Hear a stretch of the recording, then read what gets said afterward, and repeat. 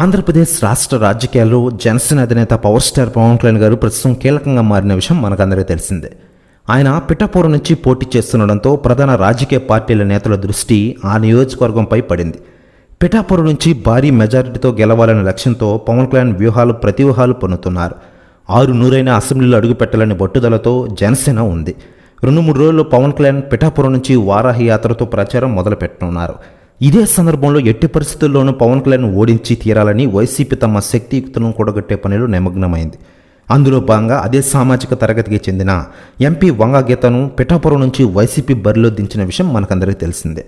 ఇకపోతే ఇదిలా ఉండగా ఈసారి పిఠాపురంలో పవన్ కళ్యాణ్ గారు తన హావాన్ని చూపిస్తారని తెలుస్తోంది.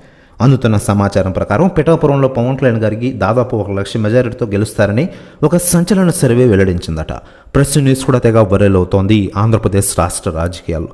ఇకపోతే ఎన్డీఏ కూటమి పొత్తులో భాగంగా పిఠాపురం స్థానం జనసేనకు కేటాయించడం, అందులోనూ ఆ పార్టీ అధ్యక్షుడు పవన్ కళ్యాణ్ స్వయంగా పోటీ చేస్తుండడంతో ఆ స్థానానికి ప్రాధాన్యత పెరిగింది. 2 అభ్యర్థులు ఒకే సామాజిక తరగతికి చెందిన వారు కావడంతో పోటీ రసవత్తరంగా మారినట్లని రాజకీయ వర్గాలు అంచనా వేస్తున్నాయి. తొలి నుంచి పిఠాపురం టీడీపీ ఇన్ఛార్జిగా పనిచేస్తున్న మాజీ ఎమ్మెల్యే ఎస్వీఎన్ వర్మ పోటీలో ఉంటారని భావించినప్పటికీ పొత్తుల నేపథ్యంలో ఆయన పోటీలో ఉండే అవకాశం లేకపోయిన విషయం మనకందరికీ తెలిసిందే.